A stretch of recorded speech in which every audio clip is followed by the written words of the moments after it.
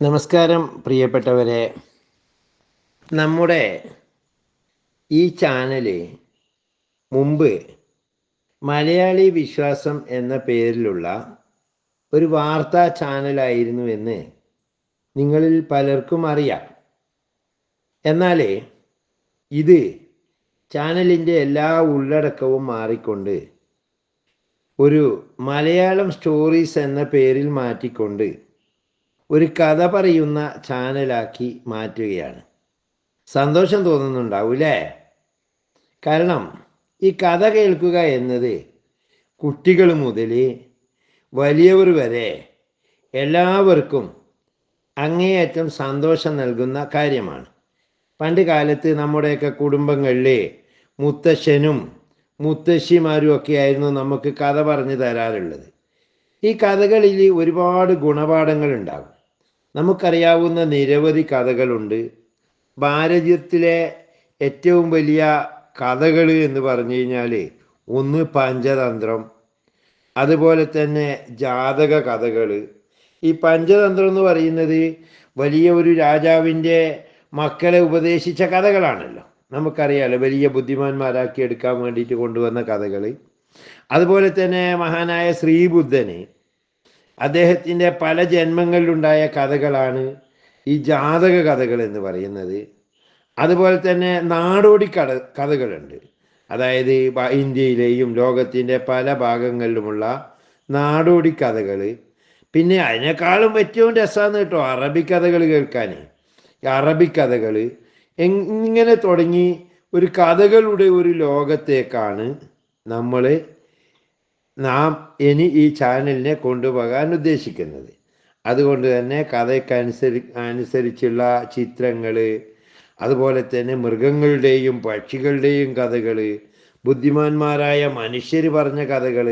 ഈ പല ബുദ്ധിമാന്മാരും ഈ കഥകൾ പറഞ്ഞു കൊടുത്തത് എന്തിനാണെന്നറിയോ? അവർ വിശദീകരിക്കുന്ന കാര്യം അത് ജനങ്ങളുടെ മനസ്സിൽ സ്പഷ്ടമായി ഉൾക്കൊള്ളാൻ വേണ്ടിയാണ് എന്ത് ചെയ്യുന്നത്, ഈ കഥകൾ ഉദാഹരണമായി പറയുന്നത്. അതുകൊണ്ട് നമുക്ക് കഥകളിലേക്ക് കടക്കാം. ഈ കഥകളിലേക്ക് കടക്കുമ്പോൾ കുട്ടികളോടും വലിയവരോടും എല്ലാവരോടും പറയാനുള്ളത്, ഈ ചാനലൊന്ന് സബ്സ്ക്രൈബ് ചെയ്യുകയും അതുപോലെ തന്നെ ലൈക്ക് ചെയ്യാനും കമൻറ്റ് ചെയ്യാനും മറക്കരുത്. ഈ സബ്സ്ക്രൈബ് ചെയ്യുമ്പോൾ ബെൽ ബട്ടൺ അമർത്തണം. എന്നാൽ പുതിയ പുതിയ കഥകൾ അപ്ഡേഷനായി നിങ്ങൾക്ക് വന്നുകൊണ്ടേയിരിക്കും. ഇനി നമുക്ക് കഥയിലേക്ക് പോകാം അല്ലേ? പ്രിയപ്പെട്ട കൂട്ടുകാരെ, നമുക്ക് എല്ലാവർക്കും കുറേ പണം കിട്ടിയാൽ, അങ്ങനെയെങ്കിൽ ലോട്ടറി അടിച്ചോ അല്ലെങ്കിൽ ഏതെങ്കിലും രൂപത്തിൽ വലിയ സമ്പന്നനാകണം എന്നാഗ്രഹിക്കുന്ന പലരും നമ്മുടെ കൂട്ടത്തിലുണ്ട്. എല്ലാവരോടും നീ പണം കിട്ടിയാൽ എന്താ ചെയ്യുക എന്ന് ചോദിച്ചാൽ നമ്മളെന്താ പറയുക? ഞാൻ കുറേ പാവങ്ങളെ സഹായിക്കും, അതുപോലെ അനാഥർക്ക് സഹായിക്കും, രോഗികൾക്ക് ചികിത്സക്ക് പണം കൊടുക്കും. ഇങ്ങനെ പലരും പലതും പറയാറുണ്ട്. പക്ഷേ എത്രത്തോളം പൈസ കിട്ടിയാൽ എങ്ങനെ രൂപത്തിൽ ഉപയോഗിക്കുമെന്ന് ദൈവത്തിന് മാത്രമേ അറിയാൻ പറ്റുകയുള്ളൂ. എന്നാൽ ജാതക കഥയിൽ ഒരു നിധി തേടിപ്പോയ ഒരാളുടെ കഥ പറയുന്നുണ്ട്. ഈ ജാതക കഥ എന്ന് പറഞ്ഞാൽ എന്താണെന്നറിയോ കൂട്ടുകാർക്ക്? അതായത് നമ്മൾ ശ്രീബുദ്ധനെ പറ്റി കേട്ടിട്ടില്ലേ? അദ്ദേഹത്തിൻ്റെ ബുദ്ധമത വിശ്വാസികൾ വിശ്വസിക്കുന്നത് ശ്രീബുദ്ധന് പല ജന്മങ്ങളുണ്ടായിരുന്നു. ആ ജന്മങ്ങൾ പല ജന്മാന്തരങ്ങളിലൂടെയാണ് അദ്ദേഹം കടന്നു വന്നത് എന്ന വിശ്വാസമാണ് ബുദ്ധമതത്തിലുള്ളത്. അങ്ങനെയുള്ള ഒരു അദ്ദേഹത്തിൻ്റെ ഒരു ജന്മത്തിലെ ഒരു ഘട്ടമാണ്, ആ ഘട്ടത്തിൽ നടന്ന ഒരു കഥയാണ് ഇവിടെ പറയുന്നത്. ബ്രഹ്മദത്തൻ എന്നൊരു രാജാവ് പണ്ട് വാരാണസി എന്ന് പറയുന്ന നാട് ഭരിച്ചിരുന്നു. വാരാണസി എല്ലാവർക്കും അറിയോ? കേട്ടിട്ടുണ്ടോ? ഇപ്പോഴത്തെ നമ്മുടെ പ്രധാനമന്ത്രി നരേന്ദ്രമോദി ഈ പ്രാവശ്യം തെരഞ്ഞെടുപ്പിലൊക്കെ മത്സരിക്കുന്നത് അവിടെയാണ്, വാരാണസിയിൽ. അങ്ങനെ ഈ ബ്രഹ്മദത്തൻ രാജാവിൻ്റെ രാജ്യമായിരുന്നു വാരാണസി. അക്കാലത്ത് അവിടെ പ്രിയസേനൻ എന്നൊരു കച്ചവട പ്രമുഖനുണ്ടായിരുന്നു. ഈ കച്ചവട പ്രമുഖനായ ഈ വണിക മുഖ്യൻ്റെ അല്ലെങ്കിൽ ഈ പ്രിയസേനൻ എന്ന് പറയുന്ന വാണിജ്യ നേതാവിൻ്റെ മകനായിട്ട് ബോധിസത്വൻ ജനിച്ചു. ബോധിസത്വനാരാ? ശ്രീബുദ്ധൻ്റെ ഒരു ജന്മാന്തരങ്ങളിൽ വന്ന ഒരവതാരം. സുപ്രിയൻ എന്നാണ് പിതാവ് അദ്ദേഹത്തിന് പേര് നൽകിയിരുന്നത്. ബോധിസത്വൻ ശ്രീബുദ്ധനാണ്. അദ്ദേഹത്തിൻ്റെ ആ ജന്മത്തിൽ അദ്ദേഹത്തിൻ്റെ പിതാവ് അദ്ദേഹത്തിന് പേര് കൊടുത്തത് സുപ്രിയൻ എന്നായിരുന്നു. എല്ലാ ഗുണങ്ങളും തികഞ്ഞവനായിരുന്നു അദ്ദേഹം. വളരെ ദാനശീലനും ധർമ്മിഷ്ഠനും ഒക്കെയായി ജനങ്ങൾക്കെല്ലാം ഇഷ്ടപ്പെട്ട ഒരാളായി ഈ സുപ്രിയൻ മാറി. അങ്ങനെ അച്ഛൻ്റെ മരണശേഷം കച്ചവട കാര്യങ്ങളൊക്കെ നോക്കി നടത്തുന്ന ചുമതലയും ആർക്ക് വന്നു? ഈ സുപ്രിയൻ്റെ തലയിലായി. അക്കാലത്ത് അദ്ദേഹത്തിൻ്റെ ദാനശീലത്തെക്കുറിച്ച് നാട്ടുകാരെല്ലാവരും അറിഞ്ഞു. ഇങ്ങനെ അത് നമ്മുടെ നാട്ടിൽ സാധാരണ പതിവുള്ളിയാണല്ലോ.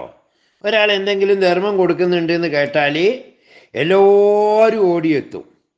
ഇപ്പം അടുത്ത കാലത്ത് നമ്മുടെ നാട്ടിൽ ഒരാൾക്ക് ലോട്ടറി അടിച്ചിട്ട് അയാൾ ഏതോ പാവങ്ങളെ സഹായിച്ചെന്ന് കേട്ടപ്പോൾ പിറ്റേന്ന് തൊട്ടിട്ട് അയാളെ വീട്ടിൽ ആളുകളെ ഭയങ്കര ധർമ്മവും സഹായവും അഭ്യർത്ഥിച്ചുകൊണ്ടുള്ള ആളുകളുടെ പ്രവാഹം കൊണ്ട് അയാൾ വീട് വിറ്റുപോയ കഥയൊക്കെ നമ്മൾ പത്രങ്ങളിലൊക്കെ വായിച്ചിട്ടില്ലേ? അതുപോലെ തന്നെ. എന്നാൽ ഈ സുപ്രിയൻ അങ്ങനെ ആയിരുന്നില്ല. ആര് വീട്ടു പഠിക്കൽ വന്നാലും സന്തോഷത്തോടെ അവർക്കെല്ലാം എങ്ങനെ എന്തൊക്കെ കഴിയുമോ അത്രയും സഹായിക്കും. അതായിരുന്നു സുപ്രിയൻ്റെ രീതി. കണക്കില്ലാത്തത്ര സമ്പത്ത് അയാൾക്കുണ്ടായിരുന്നു. അച്ഛൻ്റെ കച്ചവടം വകയിൽ കിട്ടിയതും പിന്നീട് തുടർന്ന് ഇയാൾ ഒറ്റയ്ക്ക് കച്ചവടം നടന്ന് കിട്ടിയതും. ഈ സമ്പത്തെല്ലാം തന്നെ ആർക്കും കൊടുത്താൽ എല്ലാവരും ചോദിക്കുന്നവർക്കെല്ലാം ഇയാൾ കൊടുക്കാൻ തയ്യാറായി. എന്നാൽ എല്ലാവർക്കും കൊടുക്കാൻ ഇത് തികയില്ലല്ലോ എന്ന വിഷമമായിരുന്നു അദ്ദേഹത്തിനുണ്ടായിരുന്നത്. കാരണം കുറേ ആൾക്കാർ വന്നിട്ട് ചോദിച്ചാൽ ഇതങ്ങ് കൊടുത്തു കഴിഞ്ഞാൽ തീർന്നു പോകുമല്ലോ. ആ വിഷമം അദ്ദേഹത്തിനുണ്ടായിരുന്നു. തൻ്റെ സമ്പത്തൊക്കെ ദാനം ചെയ്ത് തീർന്നു പോയാൽ എങ്ങനെയാണ് പാവങ്ങളെ സഹായിക്കുക എന്നായിരുന്നു ഊണിലും ഉറക്കത്തിലുമെല്ലാം അദ്ദേഹത്തിൻ്റെ ചിന്ത. ഈ ആവശ്യക്കാരെയൊക്കെ തൃപ്തിപ്പെടുത്തുന്നതിനായി എവിടുന്നാണ് കുറേ കൂടി പണം ഉണ്ടാക്കുക എന്ന് അദ്ദേഹം ആലോചിച്ചുകൊണ്ടേയിരുന്നു. അങ്ങനെ ആലോചിച്ചുകൊണ്ടിരിക്കുന്ന സമയത്താണ് അദ്ദേഹം രത്നദ്വീപ് എന്ന ദ്വീപിനെ കുറിച്ച് കേൾക്കുന്നത്. അവിടെ രത്നദ്വീപിലോ വലിയ സമ്പത്തൊക്കെ ഉണ്ട് എന്നാണ് അദ്ദേഹം മറ്റുള്ളവർ പറഞ്ഞിട്ട് അറിഞ്ഞത്. ഉടൻ തന്നെ കുറേ കൂട്ടാളികളെയും കൂട്ടി അദ്ദേഹം രത്നദ്വീപിലേക്ക് പോയി. എന്നിട്ടോ അവിടെ നിന്ന് പറഞ്ഞാൽ വലിയ രത്നത്തിൻ്റെ കൂമ്പാരങ്ങളാണ് ഓരോ സ്ഥലത്തും ഉള്ളത്.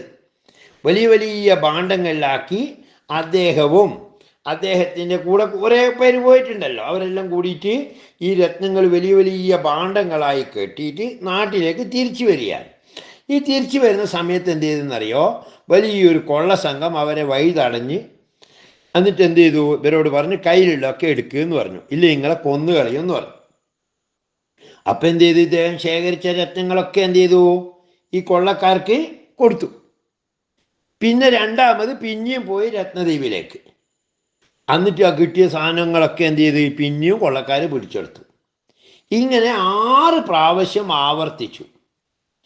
അപ്പോൾ ഇത്രത്തോളം ധനം കിട്ടിയിട്ടും കൊള്ളക്കാർ പിന്മാറുന്നില്ലല്ലോ എന്നത് നമ്മുടെ സുപ്രിയന് വലിയ അത്ഭുതകരമായി തോന്നി. അവരെ തൃപ്തിപ്പെടുത്താൻ പോലും തൻ്റെ സമ്പത്ത് മതിയാവുന്നില്ലല്ലോ എന്നായിരുന്നു അദ്ദേഹത്തിൻ്റെ സങ്കടം. നാട്ടുകാരെ മുഴുവൻ, അതായത് ആര് തൻ്റെ അടുത്ത് വന്ന് ചോദിച്ചാലും അവർക്കെല്ലാം ആവശ്യത്തിന് കൊടുക്കാൻ തൻ്റെ അടുക്കൽ ഉണ്ടാകണം, കൊടുക്കണമെന്ന് ആഗ്രഹിച്ച തനിക്ക് ഈ കൊള്ളക്കാർക്ക് കൊടുക്കേണ്ടത് പോലും കൊടുക്കാൻ തികയുന്നില്ലല്ലോ എന്ന് വലിയ സങ്കടത്തോടെ അദ്ദേഹം തൻ്റെ കൂട്ടുകാരോടൊക്കെ പരാതി പറഞ്ഞു. അദ്ദേഹത്തിനാണെങ്കിൽ ആലോചിച്ചിട്ട് ഉറക്കം കിട്ടിയില്ല. അന്ന് രാത്രി അല്പം ഒന്ന് കണ്ണടച്ച സമയത്ത് അദ്ദേഹത്തിൻ്റെ സ്വപ്നത്തിൽ മഹേഷ ദേവത പ്രത്യക്ഷപ്പെട്ടു. എന്നിട്ട് ദേവത അദ്ദേഹത്തോട് പറഞ്ഞു, നീ വിഷമിക്കരുത്. കാരണം നീ മഹാത്മാവിൻ്റെ ഉടമയാണ്, നിസ്വാർത്ഥനും പരോപകാരിയാണ്, അതിന് താല്പര്യമുള്ളയാളാണ്. അതുകൊണ്ട് നീ ഒരു പേടിയും പേടിക്കണ്ട, നിൻ്റെ ആഗ്രഹങ്ങൾ മൊത്തം സഫലീകരിക്കുന്ന ദേവത സ്വപ്നത്തിൽ പറഞ്ഞു. അതിൻ്റെ കൂട്ടത്തിൽ കൂടുതൽ ധനം ഉണ്ടാക്കാനുള്ള ഒരു വഴിയും കൂടി ദേവത പറഞ്ഞു കൊടുത്തു. എന്താ വഴിയെന്നറിയോ? ബദരദ്വീപ് എന്ന് പറയുന്ന ഒരു ദ്വീപുണ്ട്. ആ ദ്വീപിൽ വലിയ രത്നത്തിൻ്റെ മലകളുണ്ട്. ആ മലയിലുള്ള ഒരു മലയിലെ രത്നം കിട്ടിയാൽ മാത്രം മതി 3 ലോകങ്ങളെയും ധനം കൊണ്ട് നിറക്കാൻ മാത്രമുള്ള ധനം അവിടെ മാത്രമുണ്ട്. പക്ഷെ ആ മലയിൽ പോയിട്ട് കിട്ടണമെങ്കിൽ ഒരു കുഴപ്പമുണ്ട്. എന്താണെന്നറിയോ? ഗുണവാന്മാർക്ക് മാത്രമേ ആ സ്ഥലം കണ്ടെത്താനാവൂന്ന് ദേവത പറഞ്ഞു. അവിടെ എത്താനുള്ള വഴിയും ദേവത എന്ത് ചെയ്തു? ഇദ്ദേഹത്തിന് വിശദമായിട്ട് സ്വപ്നത്തിൽ പറഞ്ഞു കൊടുത്തു. എന്താ വഴിയെന്നറിയോ? സാധാരണ വഴിയല്ല, നമ്മൾ താഴത്തെ റോഡിലൂടെ ഒന്നല്ല പോകേണ്ടത്. എന്താ വഴിയെന്നറിയോ? പടിഞ്ഞാറ് ദിക്കിൽ 700 വൻ തുരുത്തിനും 7 വൻ പർവ്വതങ്ങൾക്കും പുറകിൽ 7 നദികളുണ്ട്. അവയ്ക്കപ്പുറം ഒരു മഹാസമുദ്രമുണ്ട്. അതിലെ കാറ്റ് പുണ്യവാന്മാരാണെങ്കിൽ, നല്ല മനുഷ്യരാണെങ്കിൽ അവരെ അക്കരെ എത്തിക്കും. അല്ലെങ്കിലോ കാലി അടിച്ച് തിരിച്ചു പോരേണ്ടിയും വരും. സമുദ്രത്തിന് പിന്നിലൊരു മലയുണ്ട്. ആ മല കഴിഞ്ഞാലോ പിന്നെ ഒരു കടലുണ്ട്. ആ കടലിൽ ചുഴികളിൽ മുങ്ങിയും പൊങ്ങിയും മാത്രമേ അക്കരെ എത്താനാകൂ. ദേവത പറഞ്ഞു കൊടുക്കുകയെന്ന് കേട്ടോ, സ്ഥലത്തിൻ്റെ എങ്ങനെയൊക്കെ എത്തേണ്ട വഴികൾ പറഞ്ഞു കൊടുക്കുകയെന്ന്. കടലിനക്കരെ വീണ്ടും ഒരു പർവ്വതമുണ്ട്. ശംഖനാഭൻ എന്നൊരു ഘോരനായ രാക്ഷസന്റെ ആവാസ സ്ഥലമാണത്. അവിടെയുള്ള ശംഖനാഭി എന്ന ഔഷധ ചെടിയുടെ ചാറ് കണ്ണിലും തലയിലും തേച്ചാൽ പുണ്യശാലികൾക്ക് രക്ഷപ്പെടാം. അതേസമയം അതിമോഹം കൊണ്ട് പോകുന്നയാളാണെങ്കിലോ രാക്ഷസന്റെ പിടിയിലാകും. രാക്ഷസൻ എന്ത് ചെയ്യും? അയാളെ പിടിച്ച് തിന്നുകയും ചെയ്യും. ഇതാര് പറഞ്ഞു കൊടുത്തു? ദേവത പറഞ്ഞു കൊടുത്തു. വഴി തീർന്നില്ല. പിന്നീട് പോകേണ്ടത് നിരോധമ എന്ന് പറയുന്ന ഒരു മലയാണ്. അവിടെ രക്തദാഹിയായ ഒരു രാക്ഷസനുണ്ട്. അവിടെയും ഒരു ഔഷധ ചെടിയുണ്ട്. പക്ഷെ അതിനെ കാക്കാൻ, ഈ ഔഷധ ചെടീനെ കാക്കാൻ വേണ്ടി സദാ വിശത്തി തുപ്പുന്ന ഒരു സർപ്പമുണ്ട്. കരുണ നിറഞ്ഞ ഹൃദയമുള്ളവർക്ക് സർപ്പത്തെ പൊക്കി മാറ്റി ആ മരുന്ന് ചെടി പറിക്കാനാവും. ആ മരുന്ന് ചെടി അതിൻ്റെ നീര് കണ്ണിൽ പുരട്ടിയാൽ നല്ല മനുഷ്യന്മാർക്ക്, മറ്റാർക്കും കടക്കാനാവാത്ത ആ മല താണ്ടാനാവും. ഇതാരാ പറഞ്ഞു കൊടുക്കുന്നേ? ദേവത സുപ്രിയനോട് പറഞ്ഞു കൊടുക്കാൻ. എപ്പോഴാണ് പറഞ്ഞു കൊടുക്കുന്നേ? സ്വപ്നത്തിൽ പറഞ്ഞു കൊടുക്കാൻ. എന്നിട്ട് വഴി തീർന്നോ? തീർന്നില്ല. ആ ഇത് മല താണ്ടി കടന്ന ശേഷം വൈരംഭമല എന്ന് പറയുന്ന മറ്റൊരു മലയുണ്ട്. പിന്നെ കാണുന്നത് വലിയൊരു കാടാണ്. അവിടെ താമ്രാക്ഷൻ എന്ന് പറയുന്ന ഉഗ്രവിഷമുള്ള ഒരു പാമ്പുണ്ട്. അതിൻ്റെ വാസനയേറ്റാൽ പോലും വായു പോലും നിർജീവമാകും. അത്രയും കടുപ്പം കൂടിയ വിഷമാണ് ആർക്കുള്ളത്? താമ്രാക്ഷൻ എന്ന് പറയുന്ന സർപ്പത്തിനുള്ളത്. ആ സർപ്പത്തിൻ്റെ പ്രത്യേകത കൂടിയുണ്ട്. എന്താണെന്നറിയോ? 6 മാസം ഉറങ്ങും, 6 മാസം ഉണർന്നിരിക്കുകയും ചെയ്യുന്ന പാമ്പാണ് ആര്? ഈ താമ്രാക്ഷൻ. ഉണർന്നിരിക്കുന്ന കാലത്ത് വിശപ്പ് കാരണം അതിൻ്റെ വായിൽ നിന്ന് ഉമിനീരൊന്നും വരില്ല.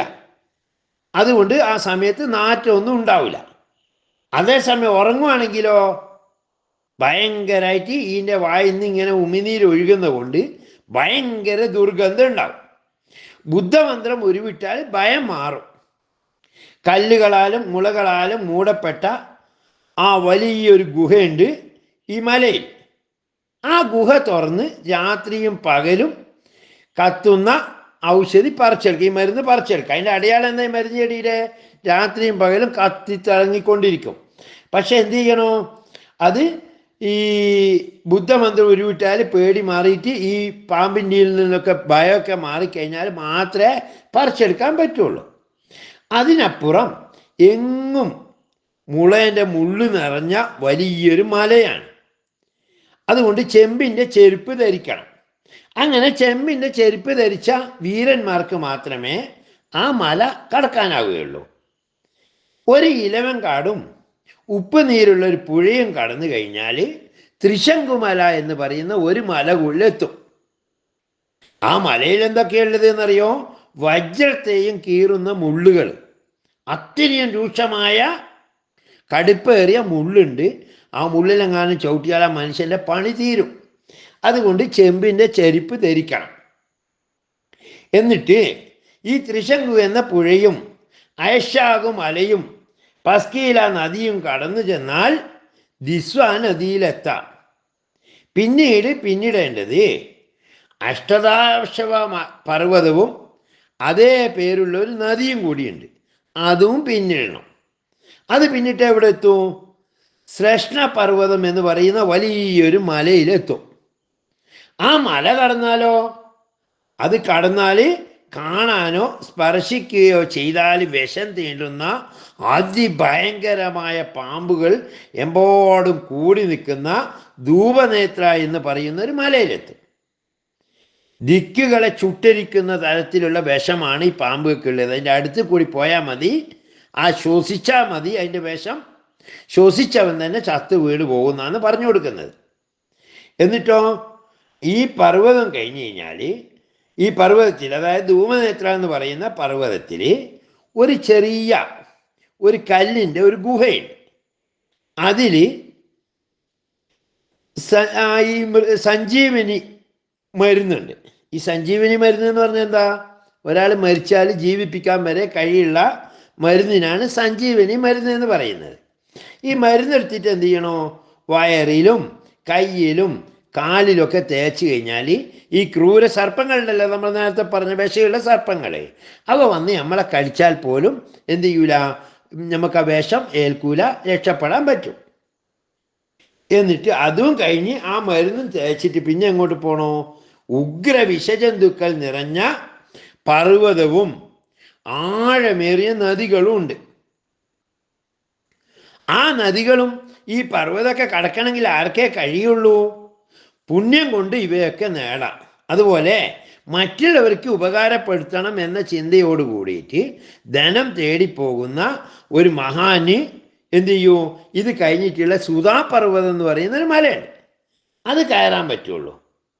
അതിൻ്റെ പടിഞ്ഞാറ് വശത്ത്, അതായത് ഈ സുധാപർവ്വതത്തിൻ്റെ പടിഞ്ഞാറ് വശത്ത് ദേവേന്ദ്രൻ്റെ പട്ടണം പോലെ വിശാലവും ഒരുപാട് മാളികകളൊക്കെയുള്ള രോഹിത നഗരം എന്ന് പറയുന്ന ഒരു പട്ടണം കാണും. എന്നിട്ടോ ആ പട്ടണത്തിൻ്റെ പ്രത്യേകത എന്താ? അവിടെ മുഴുവനും കൽപ്പവൃക്ഷങ്ങൾ നിറഞ്ഞിരിക്കുകയാണ്. അവിടെ ആദർശശാലിയും പരോപകാരിയുമായൊരു കച്ചവട സംഘത്തലവനുണ്ട്. ഈ വഴിയൊക്കെ ആരാ പറഞ്ഞു കൊടുക്കുന്നത്? ദേവത പറഞ്ഞു കൊടുക്കാൻ. ആർക്ക്? നമ്മുടെ സുപ്രിയൻ. അവിടെ ചെന്ന് കഴിഞ്ഞാൽ ആരെ കാണണോ? ഈ ആദർശശാലിയും പരോപകാരിയുമായ മകൻ എന്ന് വിളിക്കുന്ന ഒരു കച്ചവട തലവനുണ്ട്. അദ്ദേഹത്തെ കാണണം. അയാൾക്കുള്ള പ്രത്യേകത എന്താ? ആരെ സഹായിക്കാനും ഒരു മടിയില്ലാത്ത മനുഷ്യനാണ്. അയാൾ എന്ത് ചെയ്തു തരും? ഈ രത്നങ്ങൾ ഒരുപാടുള്ള ബദരദ്വീപിലേക്കുള്ള വഴി അദ്ദേഹം കാട്ടിത്തരും. ഈ വിവരങ്ങളാണ് സുപ്രിയന് ദേവത സ്വപ്നത്തിലൂടെ അറിയിച്ചു കൊടുത്തത്. ഈ വിവരങ്ങളെല്ലാം പറഞ്ഞു കൊടുത്ത ശേഷം ദേവത അപ്രത്യക്ഷയായി. അതനുസരിച്ച് സുപ്രിയൻ എന്ന പേരുള്ള നമ്മുടെ ബോധിസത്വൻ ബദരദ്വീപിലേക്ക് യാത്രയായി. അദ്ദേഹത്തിൻ്റെ വാഹനം ധർമ്മബോധവും അകമ്പടി ഉത്സാഹവും മാത്രമായിരുന്നു. ധർമ്മബോധമുണ്ട്, ഉത്സാഹമുണ്ട്. അങ്ങനെയുള്ളവരെ ഒരാൾക്കും തോൽപ്പിക്കാൻ കഴിയില്ല എന്നത് മറ്റൊരു പരമാർത്ഥം. അങ്ങനെ 12 വർഷത്തെ യാത്രയ്ക്ക് ശേഷം അദ്ദേഹം രോഹിത നഗരത്തിൽ എത്തിച്ചേർന്നു. ഈ പറഞ്ഞ എല്ലാ പ്രതിബന്ധങ്ങളും നീക്കി എല്ലാ തടസ്സങ്ങളെയും അതിജീവിച്ച് ഈ വിഷപ്പാമ്പുകളിൽ നിന്നും വിഷജന്തുക്കളിൽ നിന്നൊക്കെ രക്ഷപ്പെട്ട് കടലും സമുദ്രവും ഒക്കെ കഴിഞ്ഞ് എന്നിട്ടാണ് ഈ 12 വർഷം കഴിഞ്ഞിട്ടാണ് അദ്ദേഹം നമ്മുടെ മകൻ എന്ന് പറയുന്ന പരോപകാരിയായ വ്യാപാരിയുടെ അടുത്തെത്തുന്നത്. അവിടെ ചെന്ന് നോക്കുമ്പോൾ എന്താ കണ്ട കാഴ്ച? മകൻ രോഗിയായി കിടപ്പിലാണ്. മാറാ രോഗം പിടിപെട്ട് കിടപ്പിലായതുകൊണ്ട് അദ്ദേഹത്തിൻ്റെ വീട്ടിലേക്ക് സുപ്രിയന് പ്രവേശനം കിട്ടിയില്ല. ശുശ്രൂഷിക്കുന്നവർ അനുവദിച്ചില്ല എന്ന് പറയുന്നതാവും കൂടുതൽ ശരി. എന്തായാലും ഇദ്ദേഹത്തോട് പറഞ്ഞു ഇവിടെ വരാൻ പറ്റൂല, ഇദ്ദേഹം രോഗിയായി കിടക്കുകയാണെന്ന് പറഞ്ഞു. എന്നാൽ വന്ന കാര്യം സാധിച്ചേ പോകൂ എന്ന ദൃഢനിശ്ചയത്തോടെ നമ്മുടെ സുപ്രിയൻ എന്ത് ചെയ്തു? കുറേ നാൾ ആ വീടിൻ്റെ വാതിൽക്കൽ തന്നെ കഴിച്ചുകൂട്ടി. ഒടുവിൽ അദ്ദേഹം എന്ത് ചെയ്തെന്നറിയോ? രക്ഷയില്ലാന്ന് കണ്ടപ്പോൾ ഒരു വൈദ്യനായി അഭിനയിച്ച് അദ്ദേഹം ആ വീട്ടിലേക്ക് കടന്നു. അപ്പം ശ്രീബുദ്ധനെ പോലെയുള്ള ഒരു നല്ല മനുഷ്യന് ഈ വേഷം കെട്ടിയിട്ട് വൈദ്യനായി അഭിനയിച്ച് കയറി എന്ന് പറയാൻ പറ്റുമോ? പറ്റൂല. കാരണം എന്താ? അദ്ദേഹം അഭിനയിച്ചതായിരുന്നില്ല. അദ്ദേഹത്തിന് ആയുർവേദത്തിന് നല്ല വിവരം ഉണ്ടായിരുന്നു. അപ്പം പിന്നെ അഭിനയിച്ചെന്ന് പറയാൻ പറ്റുമോ? അപ്പോൾ അദ്ദേഹം ഇവരോട് പറഞ്ഞു, ഞാൻ ഇങ്ങനെ ഇദ്ദേഹത്തെ ചികിത്സിച്ച് രോഗം മാറ്റിത്തരും എന്ന് പറഞ്ഞുകൊണ്ട് മകൻ്റെ അടുത്തേക്ക് ചെല്ലുകയാണ്. മകനെ കണ്ടപ്പോൾ അദ്ദേഹത്തിനൊരു കാര്യം മനസ്സിലായി. എന്താ മനസ്സിലായേ? ഈ മകൻ എന്ന് പറയുന്ന ആൾ, അദ്ദേഹത്തിന് ആയുസ് വളരെ കുറവാണ്, ആയുസ് കഴിഞ്ഞു പോയിരിക്കുന്നു എന്ന് എന്ത് ചെയ്ത് ഈ നമ്മുടെ സുപ്രിയന് മനസ്സിലായി. മകൻ എന്ന് പറയുമ്പോൾ സാധാരണ അച്ഛൻ്റെ മകൻ എന്ന് പറയുന്ന കായല്ല കേട്ടോ, കായ, മേഘത്തിൻ്റെ കാ കേട്ടോ, അത് മറക്കരുത്. മകൻ എന്നാണ് അദ്ദേഹത്തിൻ്റെ പേര്. അങ്ങനെ എന്ത് ചെയ്ത് അദ്ദേഹത്തിൻ്റെ മനസ്സിൽ ഇദ്ദേഹം പെട്ടെന്ന് മരിച്ചു പോകുന്നുള്ള ചിന്ത വന്നപ്പോൾ നമ്മുടെ സുപ്രിയന് ഭയങ്കര സങ്കടമായി. എന്താ സങ്കടം? ഈ മകൻ്റെ സഹായമില്ലാതെ ബദരദ്വീപിലെത്താൻ പറ്റില്ല. അപ്പോൾ അതിലിടയ്ക്ക് ഇയാൾ മരിച്ചു പോയാൽ തന്നെ ഇത്രയും 12 കൊല്ലം കഷ്ടപ്പെട്ട മുഴുവൻ വേസ്റ്റാവും. അതായിരുന്നു അദ്ദേഹത്തിൻ്റെ സങ്കടം. അങ്ങനെ ഇദ്ദേഹം എന്ത് ചെയ്തെന്നറിയോ? മകനെ ചികിത്സ ആരംഭിച്ചു. വളരെ സ്നേഹത്തോടു കൂടി രോഗി ഇച്ഛിക്കുന്ന തരത്തിലുള്ള മരുന്നുകളും പഥ്യങ്ങളും നിർദ്ദേശിച്ചുകൊണ്ട് സുപ്രിയൻ എന്ത് ചെയ്തു? പിന്നെ ഈ ചികിത്സ ചെയ്ത സമയത്ത് മകന് സുപ്രിയൻ്റെ ചികിത്സ വളരെ ഇഷ്ടപ്പെട്ടു.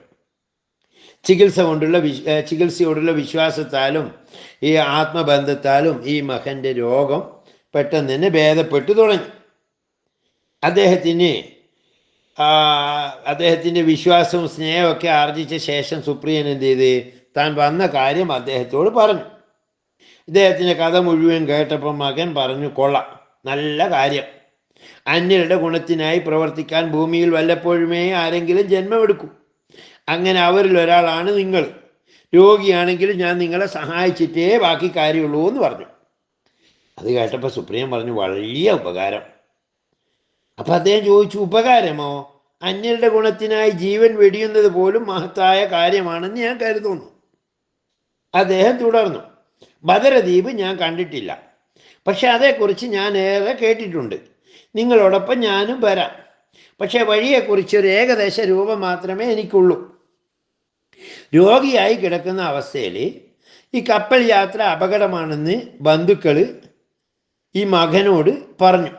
അത് കേട്ടപ്പോൾ മകൻ പറഞ്ഞു, ഒന്നും എനിക്ക് നോക്കണ്ട, ഞാൻ എപ്പോൾ ജീവിക്കുന്നു എപ്പോൾ മരിക്കുന്നു ഒന്നും പറയാൻ പറ്റൂല, എനിക്ക് ഇദ്ദേഹത്തെ ഈ സുപ്രിയനെ സഹായിച്ചേ പറ്റുള്ളൂ എന്ന് പറഞ്ഞ് അദ്ദേഹം കപ്പലിൽ യാത്രയായി. 100 കണക്കിന് നാഴികകൾ പിന്നിട്ടു.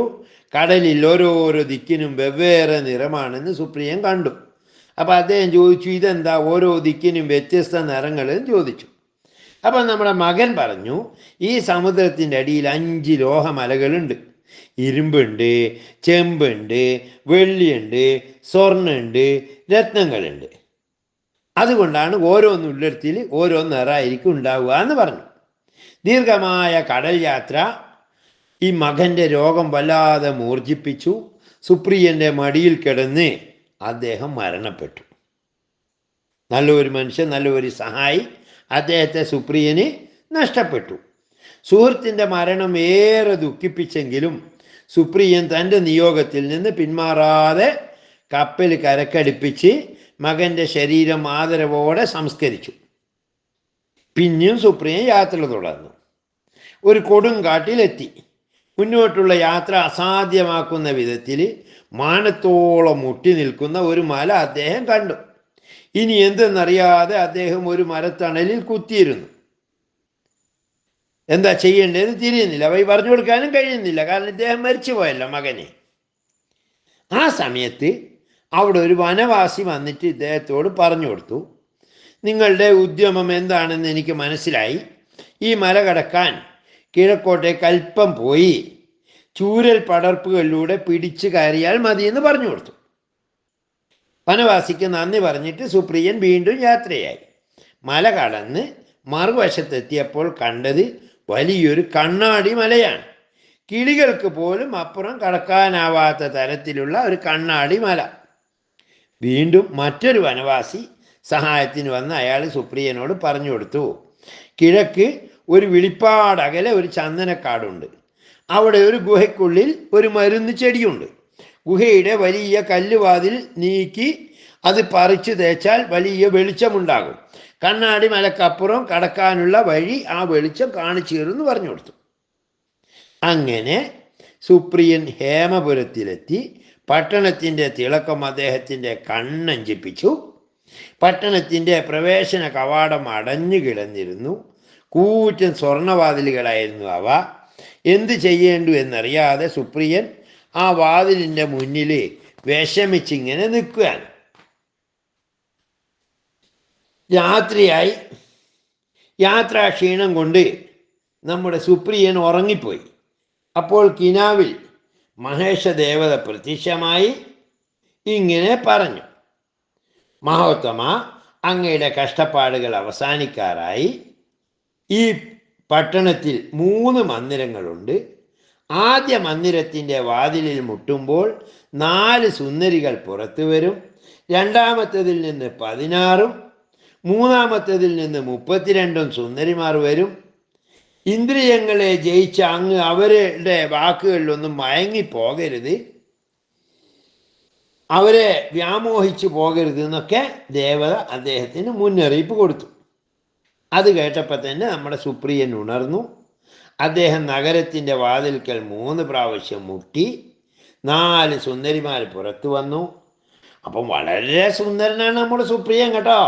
ഈ സുപ്രിയനെ കണ്ടപ്പോൾ ഇവരെന്ത് ചെയ്തു എന്നറിയോ? ഈ സുന്ദരിമാർ പറഞ്ഞു, വന്നാലും ഞങ്ങളുടെ ആതിഥ്യം സ്വീകരിച്ചാലും അങ്ങേപ്പോലെ ഒരു അതിഥിയെ സ്വീകരിക്കാനായത് സൗഭാഗ്യമായി ഞങ്ങൾ കരുതുന്നു. ഞങ്ങൾ അങ്ങേക്ക് സമർപ്പിക്കുന്നു. അങ്ങ് ഞങ്ങളുടെ സൽക്കാരം സ്വീകരിക്കണമെന്ന് പറഞ്ഞു. അപ്പം നമ്മുടെ സുപ്രിയൻ പറഞ്ഞു, ഈ സ്വീകരണത്തിന് നന്ദി. പക്ഷേ ഗൃഹസ്ഥകളാണ് നിങ്ങൾ.